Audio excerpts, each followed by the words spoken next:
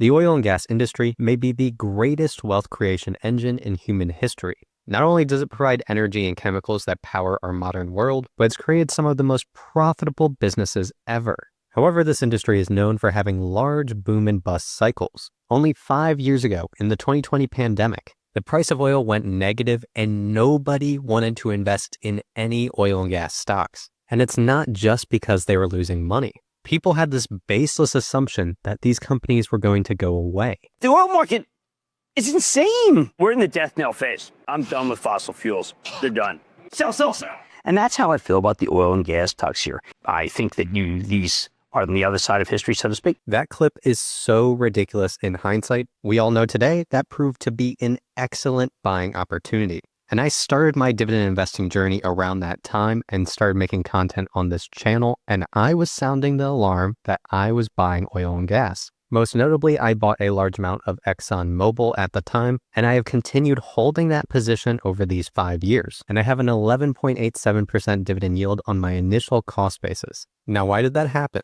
Well, oil and gas is a commodity-based business, so their profits depend on the commodity price of oil. And at the most basic level, this price is determined by supply and demand. So how much oil is being produced and how much is being used. In 2020, large oil producers like ExxonMobil were losing money. However, after pandemic lockdowns started lifting up and they slowly brought down supply, the price of oil rocketed up, which was a huge profit driver for these companies. Oil producers like ExxonMobil were raking in profits. For context, in fiscal 2022, the company made $58 billion in free cash flow. $58 billion.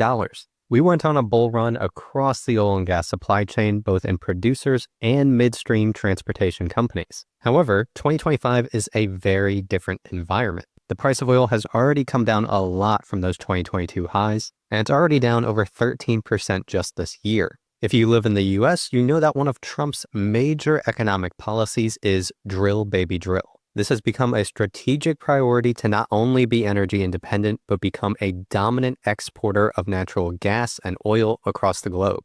You also know that energy demand is going to increase, especially with AI and its large power consumption. And natural gas is one of the main fuel types that powers these large data centers, along with a lot of our electrical grid. So we know that the supply of oil and gas is going to grow, and the stated goal is to lower the price of oil. At the same time, we are projecting long-term growth in energy demand. This outlook makes investing in oil and gas producers especially a little complicated.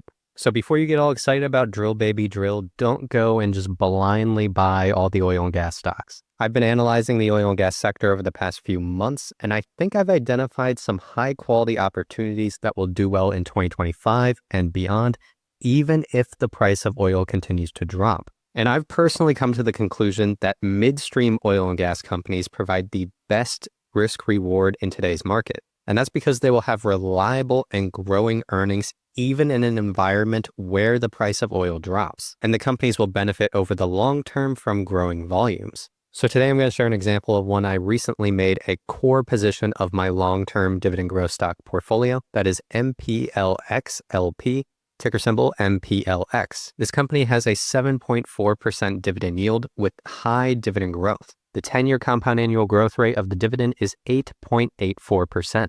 And they just increased their distribution by 12.5%. And yes, this company did fantastic over the past 5 years, the same as the oil producers, with a 5-year total return of 320%. But it's even done well over the past year with a 37% total return. And I think as we look forward, you can get reliable double-digit returns from MPLX stock, no matter what happens to oil prices. Today, I'm going to do a full stock analysis on MPLX that will include a look into the company's history, their current business model, a full stock analysis on key financials, of course, a deep dive into their dividend payment, and a valuation of MPLX stock, along with a look at analyst price targets. If you stick around to the end, I'll share a look at my position in MPLX and explain why I'm planning on this being a core position of mine moving forward. With that said, let's roll the intro.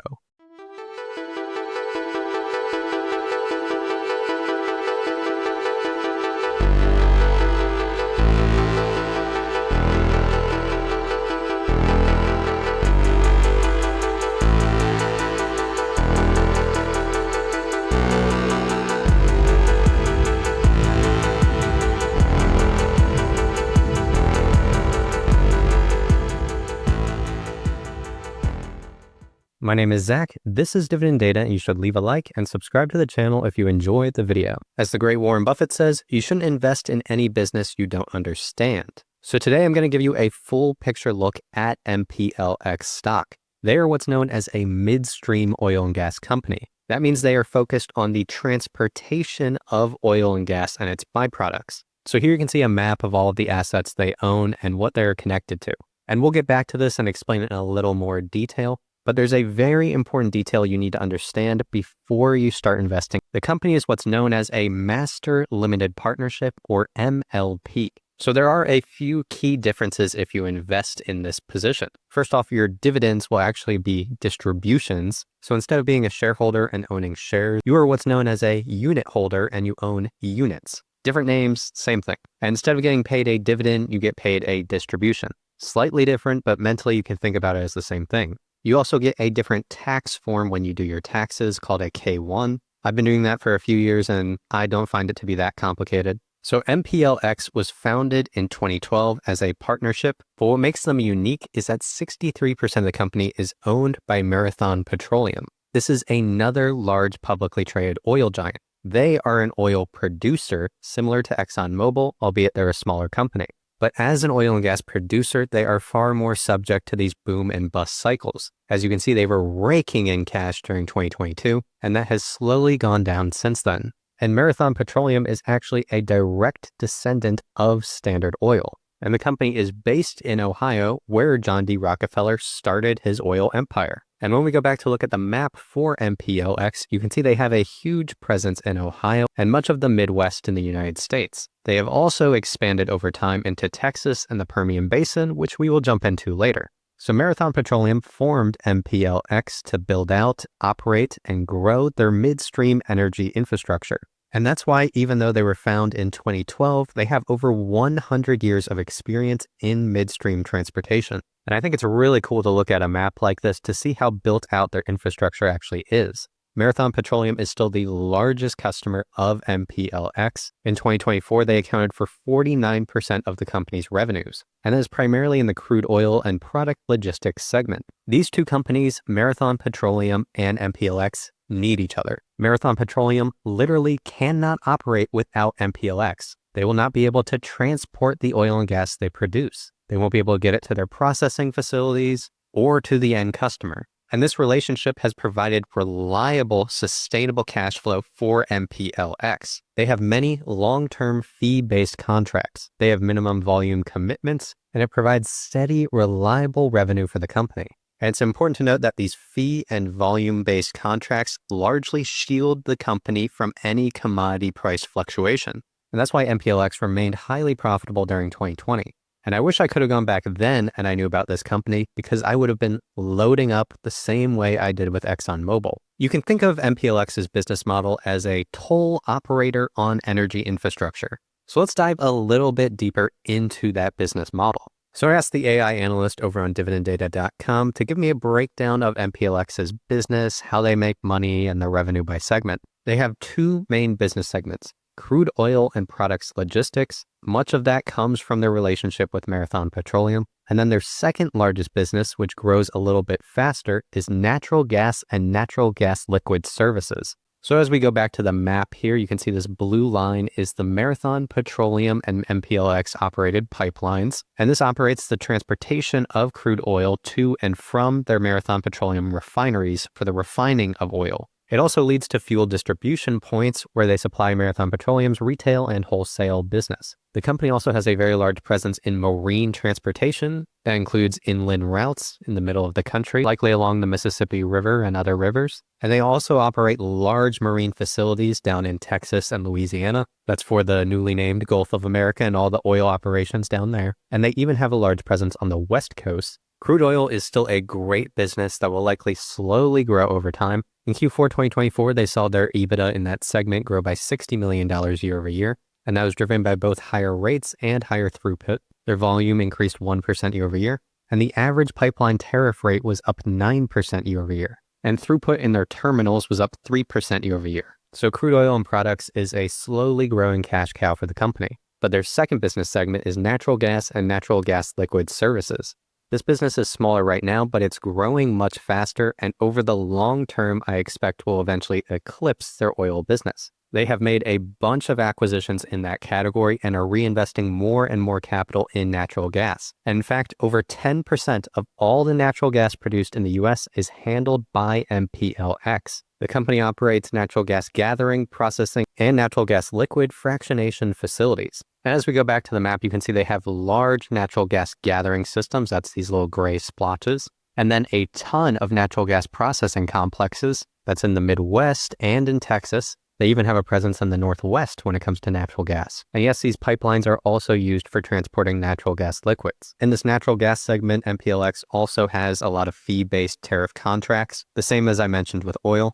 But they also have some agreements where MPLX shares a little bit in the commodity price fluctuation. As I mentioned, this business is growing much faster. In the past year, their gathered volumes increased 8% year over year. Their processed volumes increased 6% year over year. And their fractionated volumes increased 14% year over year. And they saw a $79 million increase in EBITDA year over year. So a larger dollar increase from a smaller base compared to oil. So I hope you enjoyed this look a little bit into the actual business of MPLX, since a lot of you probably aren't familiar with midstream oil and gas. And I've been doing research just to learn it myself. And while I was doing my research, I really thought that visualizing it and looking at the map helped a lot with that. So now let's take a look at MPLX stock. As I mentioned, the company went public in 2012. And at the surface level, when you look at their stock price, it doesn't seem like it's that impressive. They got very overvalued in a natural gas kind of boom in 2014 and 2015. You see that same thing in other companies like EPD. And then from that, it seems like it's only slightly up in terms of price over the past 7 years. Doesn't seem that good, does it? Well, for one, this does not factor in the impact of the dividends you earn and also the reinvestment of those dividends, which is a huge factor for returns with something like MPLX. Looking at price alone tells you next to nothing about investing. You need to actually look into the financials of the business, both in earnings, free cash flow, and of course, dividends. I found that data visualization tools like dividenddata.com are great in helping with stock analysis. They let you zoom out and get the big picture. And if you want to follow along in my MPLX stock analysis, then head over and sign up to use dividenddata.com. It's the best tool to help you find better dividend stocks. And we just started our summer sale where you can get 50% off for life. That's right, you can lock in the best price we ever offer. There is a 30-day money-back guarantee, so no risk in trying it out. Just click a link in the description and pin comment of the video, and you get direct access to the sale, or use the promo code SUMMER at checkout. Oh, and by the way, this week only, if you sign up right now, you get access to our Master Dividend Investing in 7 Days course. There you'll get access to 10 other great high-yield dividend stocks, some of which are just as good as MPLX. Again, the link is in the description and pin comment of the video to get our summer sale, and you get to lock in that 50% discount. So let's take a look at MPLX stock. So the forward-looking annual dividend is $3.83. That gives a 7.39% dividend yield. And the company is only trading at a 12 P/E ratio based on earnings over the trailing 12 months, which is not bad for a company slowly growing their earnings per share every single year. In fact, analysts are projecting high single-digit earnings per share growth in the coming years. That would give the company an 8.8 P/E ratio in 2029 based on today's stock price. And as I've been looking at MPLX, it's a very unique example of high dividend yield with high growth. Revenue per share has grown at a 10-year compound annual growth rate of 5.27%. And by the way, since I'm looking at per share metrics here, it's important to note that the company had massive increases in their shares outstanding in those first few years where they were building up the company. However, since 2020, earnings per share has been declining as they've repurchased shares. So if we look at the raw numbers for revenue, not on a per share basis, this company has grown significantly. In 2015, the revenue was only $668 million. And last fiscal year, in 2024, it was $11.93 billion. So that's like a 15x increase in 10 years. Likewise, free cash flow per share has grown a ton. The 5-year compound annual growth rate of free cash flow per share is 21.1%, and the 10-year CAGR is 7.79%. But if we look at the raw numbers, not on a per share basis, their free cash flow has grown from $900 million in 2018 to $4.89 billion in 2024. And they haven't diluted at all since 2020, and they've seen a $1.5 billion increase in free cash flow. The company has also kept their net debt flat since 2019, so the financial health of the company is very strong relative to their cash flow, and this is what has powered their high dividend growth. The MPLX dividend has grown at a 10-year compound annual growth rate of 8.84%. The 3-year dividend CAGR is 10.7%, and the most recent dividend increase is 12.53%, and that's with a 7 to 8% dividend yield. It is extremely rare to see that combination of high yield with this high of dividend growth. This is an extremely reliable dividend payer that was increasing it for a while every single quarter, and for the past few years has been increasing it on an annual basis. And again, this is one of those companies I wish I had on my radar in 2020, because you could have bought the stock anywhere from a 13 to a 25% dividend yield if you were just paying attention. So obviously, in hindsight, it was a great deal back then. And by contrast, the yield looks a lot lower now. But really, in the past 3 years, the yields hovered between 7% to just below 10%. And again, it's extremely difficult to find this combination of yield with high dividend growth. So when you look at a stock like MPLX, it almost seems too good to be true. You get this very high dividend yield and high dividend growth. So your next line of logic is, Zach, could this be sustainable? Well, if we take a look at the payout ratio, it is. It currently has a 73% free cash flow payout ratio and 83% based on net income. So this high dividend growth is actually in line with the growth of the business.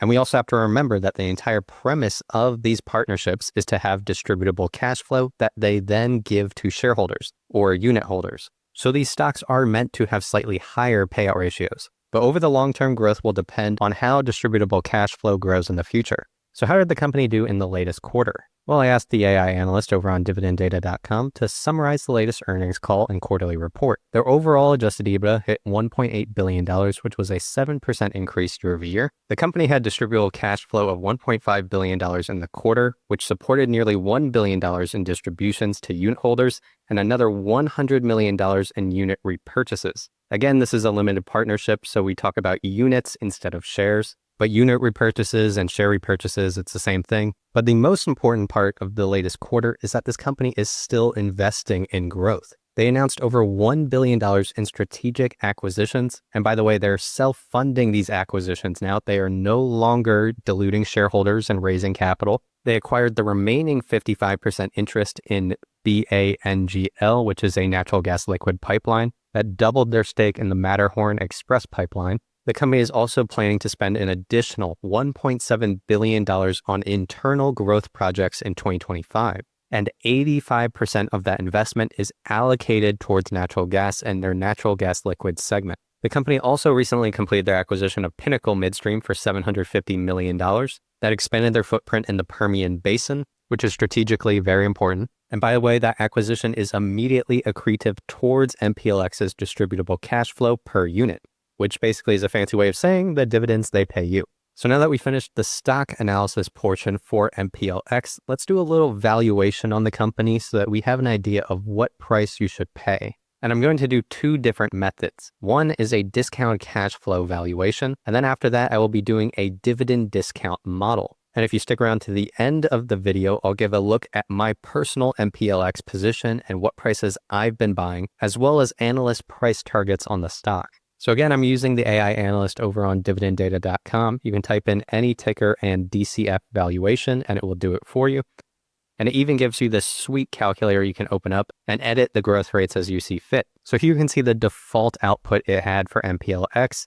It gave it an implied share price of $47.45, which implies the stock is 7% overvalued. However, that's assuming 0% growth in 2028 and 2029, and that it trades at a 14 free cash flow multiple. And I'm going to give you a little idea of how to mess around with the calculator to put in what you think are more accurate estimates. As an example, I increased the revenue growth rates to 5% in 2027, 2028, and 2029. And just doing that brought the implied share price to $54.99. So now it's 7% upside from here. And if we want to mess around with it more for a stock like this, rather than doing it based on a free cash flow multiple, you could assume a terminal growth rate.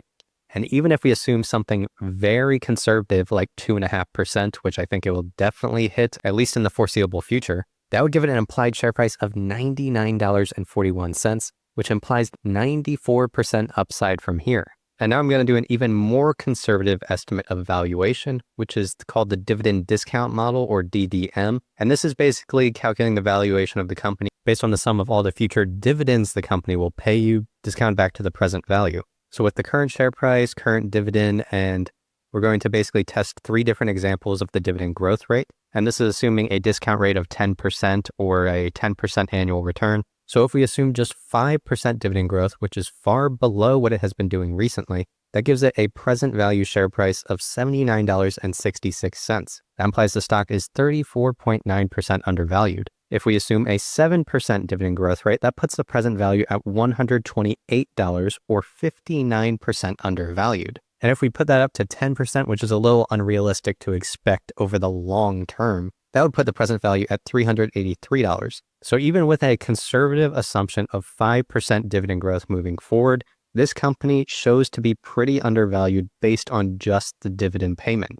And by the way, you can get this on dividenddata.com using the extra tools tab on the side. Just click the valuation calculator. And if we ask the AI analyst for a price target on MPLX stock, it will give you the consensus among Wall Street analysts. And right now, the mean price target is $55.81. The highest price target on Wall Street is $64, and the lowest price target is $49.11. If we go and take a look at my personal dividend growth stock portfolio, you can see that MPLX is one of my newer holdings. I currently have a total value of $10,500, and I bought this company during the tariff sell-off, and I already have an 11.2% total return. I just got my first dividend of $191 last quarter, and I reinvested that to get another 3.6 shares of the company. My yield on cost is 8.06%, and just from reinvesting that first dividend, it's now up to 8.21%. And this company is projected to pay me just under $800 a year in annual dividends. And I personally look forward to building up this position over time and having it be a core part of my dividend portfolio. It has not yet surpassed ExxonMobil, but I'm not currently adding to that position other than reinvesting dividends. So I wouldn't be surprised if by the end of 2025, MPLX is my largest energy stock.